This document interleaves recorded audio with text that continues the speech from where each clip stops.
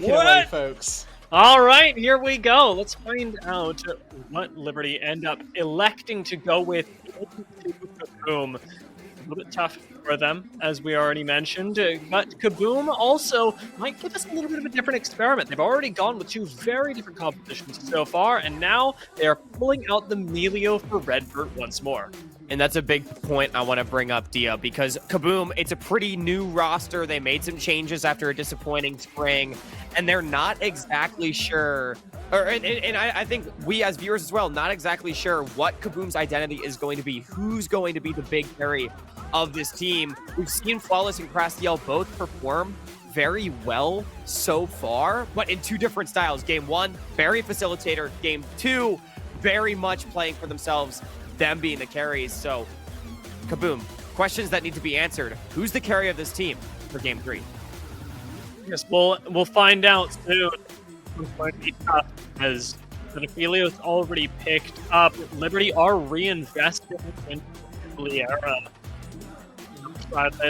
We are. Let's see what gets locked in up against the Cassante, though. I will say, Dari has been really good. Has definitely been a.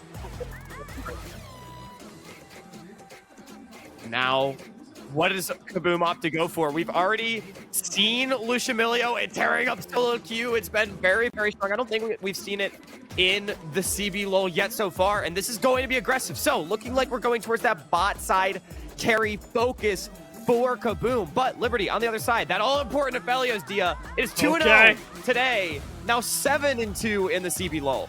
Now, I will say, if we're looking back at CBLOL history as well, from this split alone, Aphelios has suffered some of his only losses up against picks like Lucian. With an Annie now picked up for Crastiel, you do have the opportunity to lay down a lot of pressure onto an AD carry that, as of yet, Hawk, is unprotected. I like Aphelios, I like Cassante, I even like Yuumi, but none of them are keeping Annie off of you. No, they're definitely not. And we're seeing just the trade of OPs. Aphelios, Yuumi going to get bared down on by Milio. Lucian is a tale of mid-game versus scaling. Lots of OPs being traded back and forth. And now, how do Kabum and Liberty want to prop this up? For Kabum, I definitely think it's going to be that early game playmaking. We've seen Jarvan and Maokai so far for Flawless. Those are very much champions that are happy to play for early ganks and look to start fights in the game. And for Liberty, I'm looking at champions that want to create space for their big carry, for Juliera to try to be the guy in the fights. Where'd that Gragas though? Where does looking big pretty good here? Lad? Yeah, I mean, I wouldn't mind an Avenger Gragas. It's very clear what's happening up at the top side, but it's a flexible champion, and even AC situationally could be rocking this champion. Excellent on the disengage, and it made sure that things like Wukong aren't going to be available for Kabum as we focus ever more on that jungle. And the Wukong ban, definitely a good one to remove. It takes away the Vi Wukong Maokai, by far the strongest junglers. Now we go down the tier list towards things like Viego, perhaps, or Lee Sin is playable as well for Kabum. Jarvan, of course, as I mentioned, has already been played by Flawless so far this split. And, of course, we need top lane counter. And I should mention, the Cassante could go mid for Avenger if Liberty really wanted it to. So there's a lot of flexibility still remaining in these drafts. But Dia, you called out the Gragas. I like that one a lot.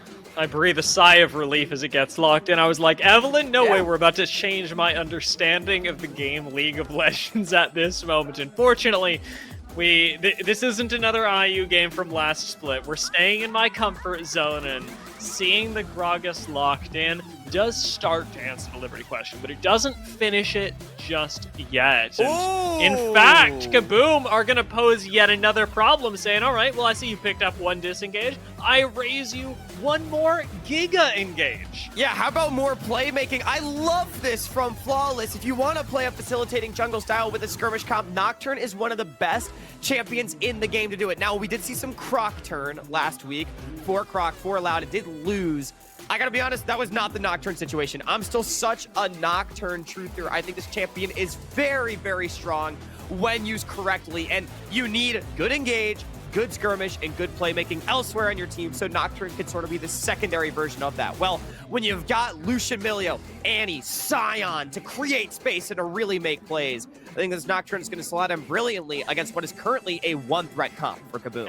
And Liberty, Viego, as you talked about, fall a little bit further down that tier list, but is going to be the last lock-in. Does not answer the Nocturne in any meaningful way. In fact, looking at this Liberty roster, I can't help but feel like, with the Gragas, they pivoted, they tried to get a little bit of disengage, but now they got a full commit to the fight. It's so scary for Liberty because you're now running with a one-threat comp. I mean, sure, Viego can carry, Gragas, Cassante, they do damage, but it really is all on Juliera's shoulders, and he is the guy that we highlighted. But against Nocturne and Annie and Sion even, becomes a very dangerous prospect, putting so many eggs in an immobile 80 carry basket just like that. Now, the Viego against the Nocturne, you can get the first reset. Nocturne dies very fast in fights a lot of the time. He's usually live fast, die young. So Viego feasts on that style of champion, so that's why I don't hate the pick. And generally, Viego considered pretty strong by the pros. But, I mean, I'm with you, Dia. I think this Kabum composition, so much playmaking, and we've already seen this team play confidently against some of the best that the league has to offer. Liberty, they have to perform to that level in this game. And I gotta ask, dude, I mean, we're looking at this, and Liberty do have a tall order to fill, even with the Cassante that we all know is quite powerful, and the Aphelios. There aren't a whole lot of ways, it seems, that they can actually play this game out in a way that suits them best. Gentlemen, we appear to have forgotten what region we are in. Yes, Liberty only have a one-threat composition, but this is CBLOL Aphelios' one-threat composition, paired up with the most absurd enchanter in the game. That's my pitch for the game. We are ready to head on to Summoner's Rift. It is Kabum versus Liberty, two teams yet to find a win, searching for their first victory of split number 2. We're about ready to load on to Summoner's Rift, so let's dive on in. All right, as we jump in, I know that we've talked about what Liberty have to do in terms of compositionally where they need to be strong. We're looking at Juliera for these high levels of execution once we hit the mid and late game. But as we saw in game number 1, a lot of the early game also comes down to jungle pathing, specifically in the Viego versus Nocturne matchup. Hawk, what on earth can you do specifically as AC to help get your team into a reasonable position?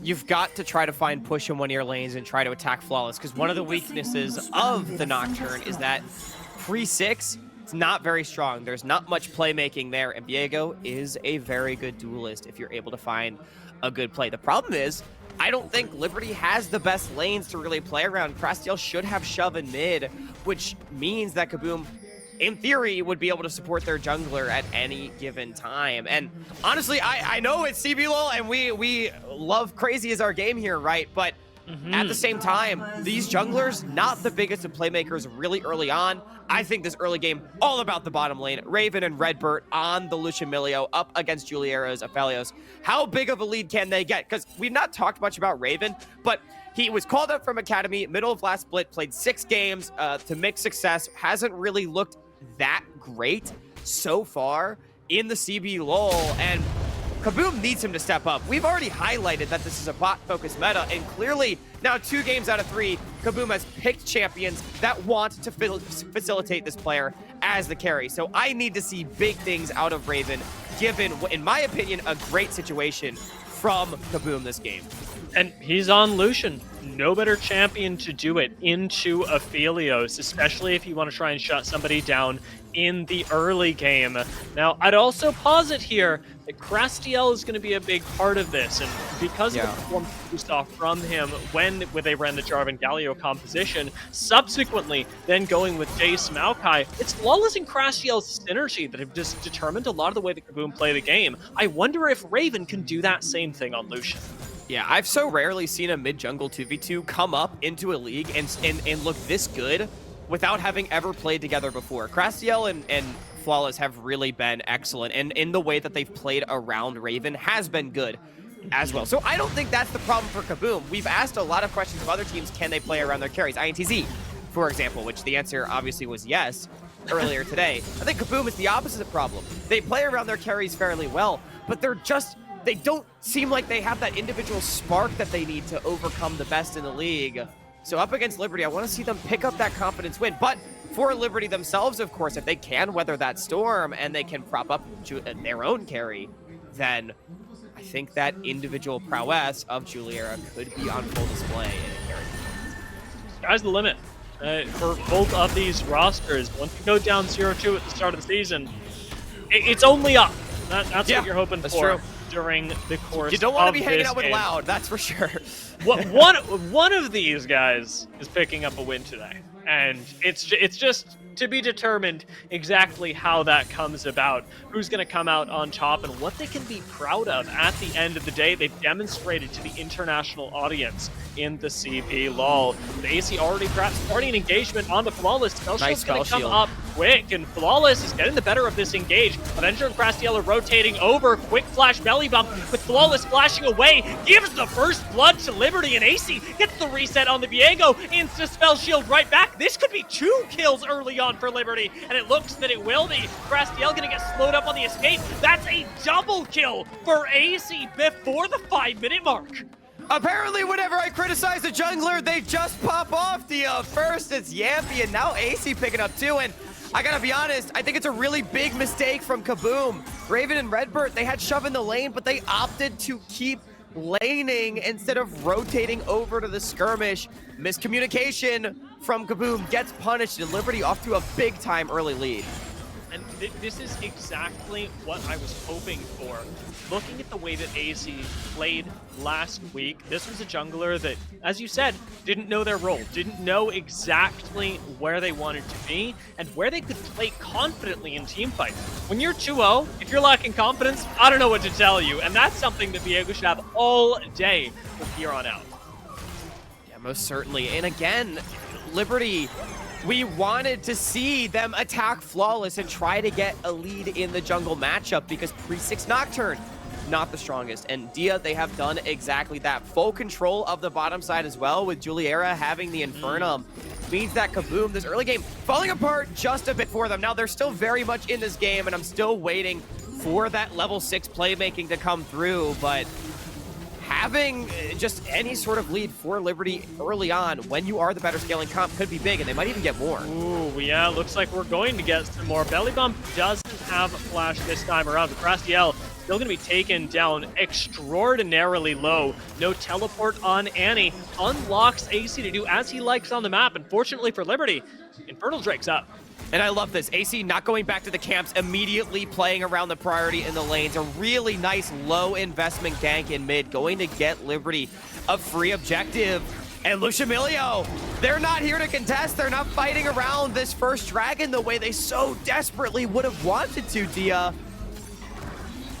Instead, you're giving up the first objective of the game. Liberty not only take first blood, but they have really jog their heels in with the small advantage that they procured during the first couple minutes, and that's all through the bot side as well. AC hasn't even visited Kiara yet, who has just been vibing up against the Scion, and well, I'm not expecting that lane to be our focal point. When Kiara gets involved in the team fights, you've got another X factor entering the game for Liberty.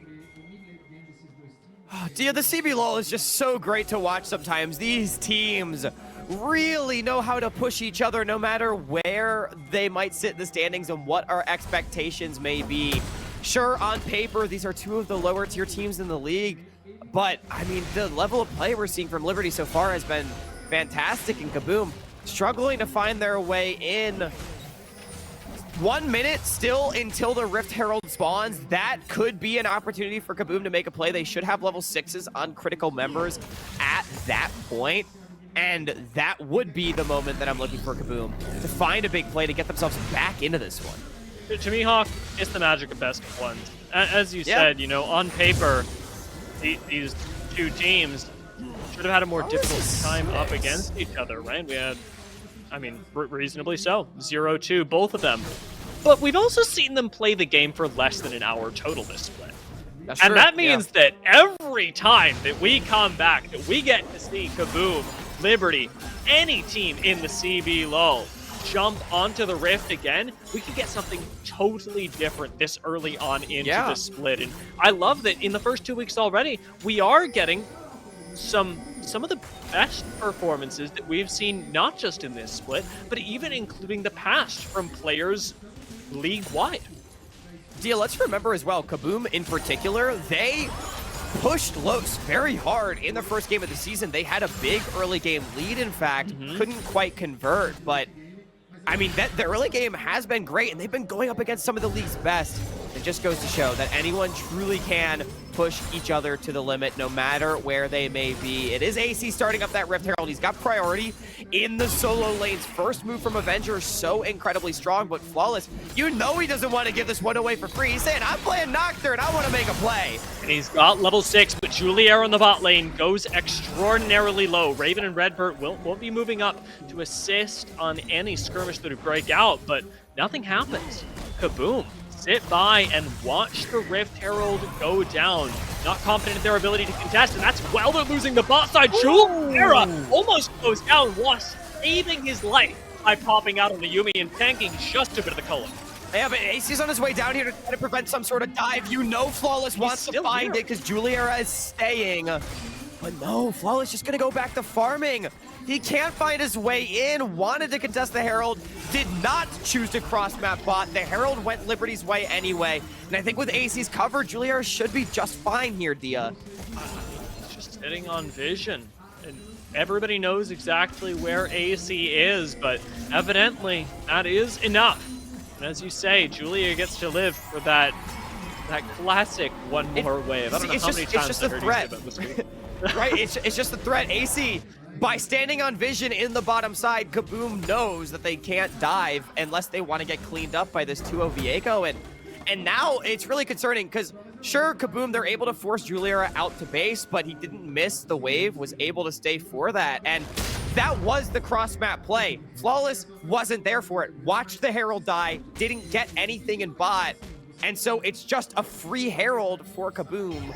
This early game, or for Liberty rather, this early game going completely in their favor. Dragon spawning in a minute. I would have to think we'll see a trigger pull around this, Dia.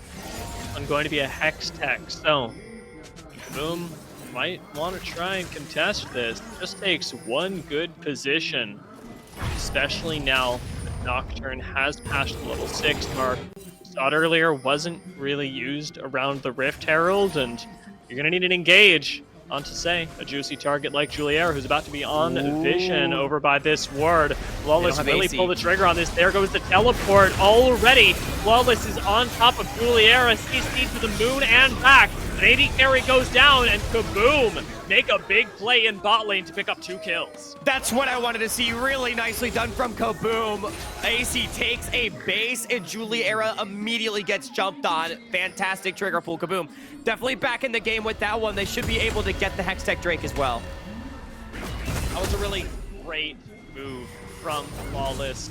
Recognizing he still had the cooldown, knowing that the Drake was on the line, and it turned into a good bit of pressure for the Kabum roster. But they're still losing pressure in both the, oh my lord, that's teleport. We're fighting for this. Liberty is in there like swimwear. Let's see. They pick up the dragon. In fact, Kabum aren't even going to fight for it. The teleport from Kiari was enough. Wow, yeah, Liberty just forcing them out. Kabum not having enough information, and Liberty, they see Flawless. They might go for an attack on the Raptors. Wrapping around. Flawless. Oh, well, he did. But that was a lot of CC very quickly. Yeah, that was body slam flash. No reaction from the spell shield. No flash, neither. And now, Raven. Careful stepping up to this tower, my friend. There are 4 Liberty members in your bottom lane jungle. My brother AC is 3-0, but Raven takes no prisoner, shoving straight onto Juliera, wins the 1v2, and gets to turn around and take the 2v1 versus AC now. 1 flash away, but he still gets taken out. Viego claims another life and picks up a second. A double kill for AC. 5-0 on this Viego, and rapidly becoming Liberty's only hope. Raven may have traded a kill back, but the result is all the same. Liberty gets their due. They're taking plates, and just as we said, Kabum was back in the game. Liberty smacks him right back down with some nice team play around the Dragon. It is all AC all the time. 5 kills on this guy, and really nothing else to speak of around the map. Liberty are doing fine. They're doing better in some lanes than others, but Julier is not having a good time. He is not going to be the mid-game Aphelios, the late-game Aphelios, if anything. Which is fine, right? Like, he doesn't need to be the mid-game Aphelios because you've got people like Gragas and like AC who's just cleaning up so many kills. Like I said, it was nice of Raven to go forward and trade one out, but by that point, super overextended from the tower, and you're not getting back through a Viego and a Gragas who are just too damn tanky at this time. And you know what? I think I just gotta keep criticizing junglers, Dia, because clearly the caster curse is just unleashing them in this day of games. It's looked really good so far. AC still got to climb through the entirety of Kabum. We haven't seen these teams actually fight up against each other. Instead, it's been AC picking these skirmishes throughout the map and maybe looking for another. Lonely gonna hit the reset real quick. 2 minutes to the next Dragon. As we move forward, gonna be a mountain soul this game, and Liberty are already halfway there.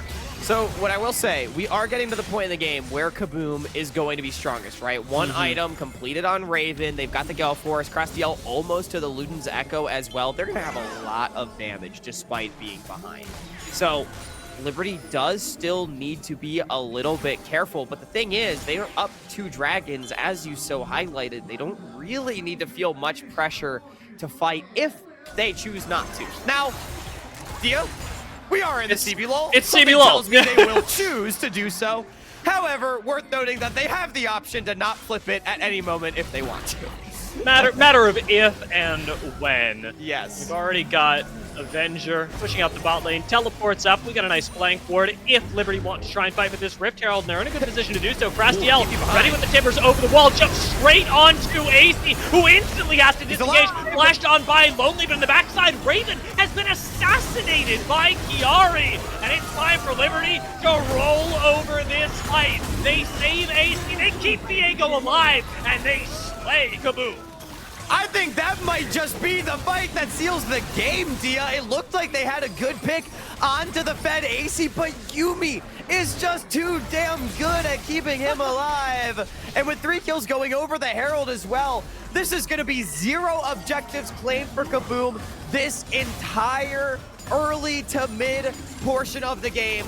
Liberty with the better scaling comp. They're going to knock down a mid tower. They're going to knock down a top tower too, because why the hell not? Herald in pocket. It is all Liberty all day, baby. And you said this before we got into Nighthawk. We are coming up on, we are approaching the time where Kabum are going to be strongest at the 1 item spikes. And crucially, their big engage in that fight, Crastiel came into the fight without a completed item, and look how it impacted them. Yeah, I mean, they just can't quite kill AC, who's able to get the ult out. But look at this as well, Kabum. They're so split on who they want to focus. Everyone kiting back to deal with Avenger and Chiari. I think if they just ran forward towards Julia Era and AC, maybe there's a way in. But regardless, they split themselves up. They stop DPSing, and they get picked apart. Chiari and Avenger, the unsung heroes of that fight, because they made sure that Raven couldn't play it at all. This is the goon squad of Chiari Avenger that we are going to see run at Lucian multiple times, likely every time that these teams come to a head. Yeah, it's just so incredibly difficult for Kabum. But look at AC, man. 7,500 gold. This guy is the truth. What an insane game. I mean, look, Dia, I know I'm a jungler. When I get a double kill and first grab, like, I'm sitting there, I'm feeling really good. And AC clearly felt good enough to snowball the hell out of this game. That is a very confident. What you want to see. You know, when every game is jungle diff, right? Like, you know, every game is jungle diff. This is definitely the right side of jungle diff to be on for AC. It is perfect timing. Like, and I don't know how many times I'm gonna point it out during the course of this match, but it's an AC that desperately needed this revitalization that really was clearly lacking a lot of self-confidence. Couldn't be happier to see it go off. You have a stopwatch going off the bot lane as Avenger and just try for a few extra seconds, but in a 2 versus 4, even AC's not that confident yet. Yeah, you know, he doesn't go for the 1v4. I mean, hey, look, I would have watched that. I don't think he would have won. It would have been entertaining, but maybe making the smart play to back away. If he had right Yuumi, there. he wins. That's, honestly, though, like, there's an argument to be made that that is a true statement, which is terrifying.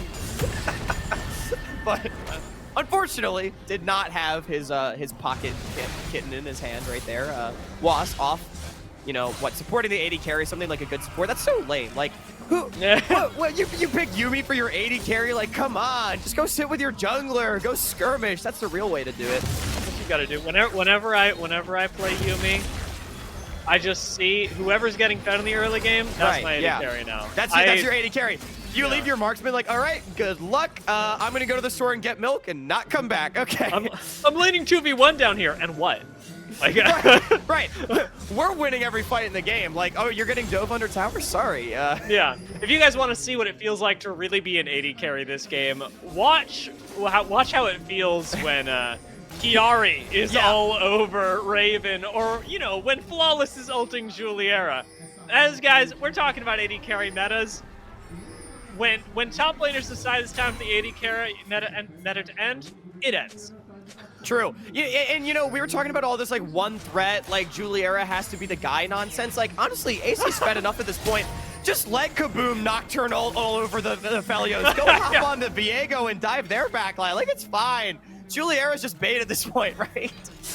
Honestly, we joke. We may genuinely see a team fight like that. And it's not even that far off. Rift Herald's going to be channeled up towards the top side, and we got some confidence going down.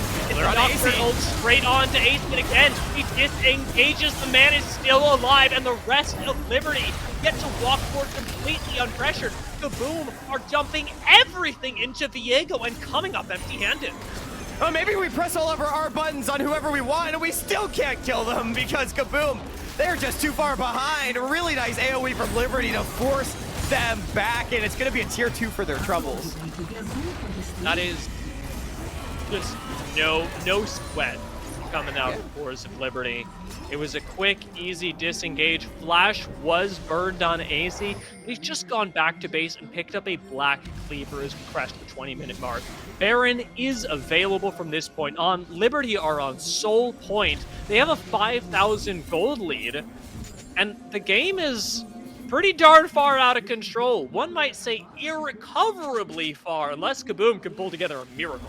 I mean, Kabum, they just picked for early mid-game, and as soon as that double kill went down, they had no access into this game whatsoever. The mistake in the river has cost them so dearly, and similarly to the INTZ Vivocade game that we saw earlier on, it's just once a team, maybe lacking in a bit of confidence, lacking a bit of direction, gets a lead, they so quickly realize that, like, it's just a confidence thing, I think, that they can trust each other and that they can play aggressively and confidently and walk forward and force fights the way that they should have been all along.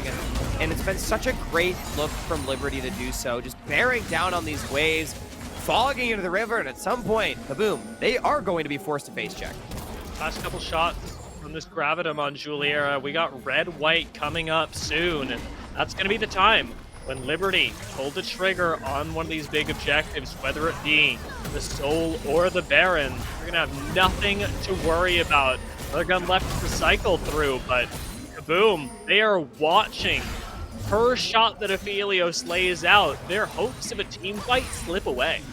Kabum just has to one-shot somebody, and it has to be AC or Juliera. They don't have the same time-buying tools as the others, despite the Yuumi, and they do have flash on Crastiel. However, Liberty wants to make their life difficult. Here comes the Nocturnal, defensive as it appears. You end up prioritizing Avenger, who was right next door. How long can this Gragas survive? Gets a beautiful pass to launch Flawless into the front line. And just like that, the Nocturne hits the floor. Raven is up next on the chopping block. A cleanse splash away keeps him alive, but the jungler is down, and that means Liberty can take whatever they want. And wow, Avenger, that's the time buying we were talking about. That's why he can't be the engaged target. This Gragas too tanky to deal with the Zhonya's Hourglass, able to flash on away. Soul going over uncontested, Dia, and Liberty, what a statement from them. 0-2 start coming in against Kabum at the bottom of the standings with them, and they're getting that confidence win that they so desperately needed. Serious question, Hawk. I don't know if anybody from Liberty even dies from here on out. At this point, even if Flawless does jump into the backline, Flawless is doing it alone. Yeah, There's not backup coming through the front line of Liberty. My only saving grace for Kabum from that fight is they didn't really use that much. It was just Raven summoners, which, while they are impactful, like Crastiel does still have the flash up and available. So maybe, like, you can still flash on somebody, but the problem is through Mountain Soul, like, I thought they were struggling for damage before. Well, now down 6,000, and with Mountain Soul Shield and the extra resistances on Liberty, like, I'm with you. That's a lot of HP to punch through. Yeah, your work cut out for you, and unfortunately, Lucian's not going to get a whole lot better at it. Annie's not going to get a whole lot better at it. It's a matter of time, and time is unfortunately not on Kabum's side. Baron's still available. It is Liberty in the commanding position of having a full Mountain Soul at their disposal. And they get to walk it lonely, take whatever they want, set up the situation in which they cannot physically lose this Baron. Take it, walk it in. I feel like we've been seeing a lot of games like this, Dio, where the gold lead feels way bigger than it actually looks.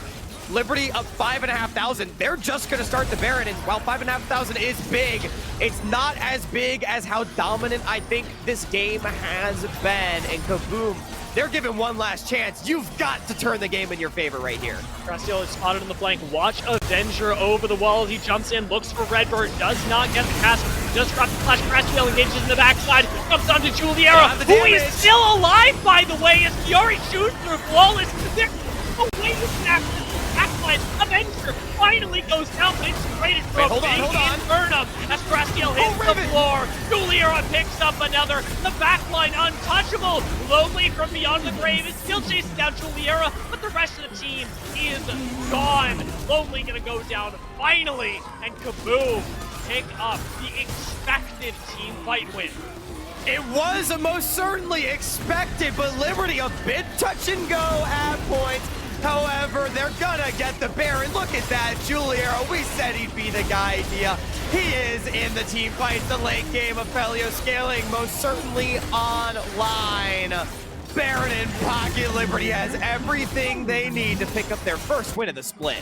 Yeah, I want to look at this one more time because this was the closest team fight that Kabum has had to date. Honestly, Kabum plays this very well. They stay very grouped up, and they dump all their abilities onto Juliera, who's forced to use basically everything defensively at the start of the fight. And Kabum, look at how patient they are through the Yumiul, through all the disengage, just hitting front line, buying time. And at this point, it looks winnable, but watch Kiari in the front line, gets the knockback and the kill onto Crastiel, and then another one onto Raven. Ends the fight, rips out the heart and the carry of Kabum and probably their hopes in this game. And at that point, Kiari goes, you know what? I've done enough. I have already set this fight up for success. I'm gonna go on the chase. I'm gonna find Crastiel, and he looks amazing doing it. This is the top laner that has really stood out on Liberty, even through their first two struggle bus games of the season. And he manages to put up a big performance in this last team fight, alongside an already very powerful Liberty. Now gets to push alone in the bottom. Kiari's not really been the focus of this game. It really has been about AC and the bottom lane, but I mean, just such a well-played team fight. Really impressive stuff. Like you said, a top laner that has overall, I think, performed pretty well, Dia, and he's helping Liberty just push on up, controlling the bottom lane, forcing a response. Mid inhibitor gonna drop completely for free, and at what point does Kabum just decide to go? Because they're gonna bleed out if they don't. Juliera also playing quite well through the last team fight. Now gets to play things from the back as Aphelios unleashed. The late game Aphelios Dream is still alive. Tibbers goes wide on him, and Juliera with a big ultimate manages to connect slowly. Going through the health bar of this Ion. Flash away. Gale forced forward, but no kill to be picked up. It is a 1 rated for nothing right now. But Liberty are still chewing through these towers. You are losing more than just this team fight. You may be losing the game. Avenger rocketing forward. The Flawless gets shot down. Fury, a monster in the top lane, who turns right around onto Lonely and beats him to the ground. Fury will finally go down, but that is going to be the last thing that you really pick up, because Liberty are going to take this team. That's what is going to land onto the Nexus. We've already got the fun. They're having Liberty, fun. The very well-deserved win in their 3rd game of the season. Very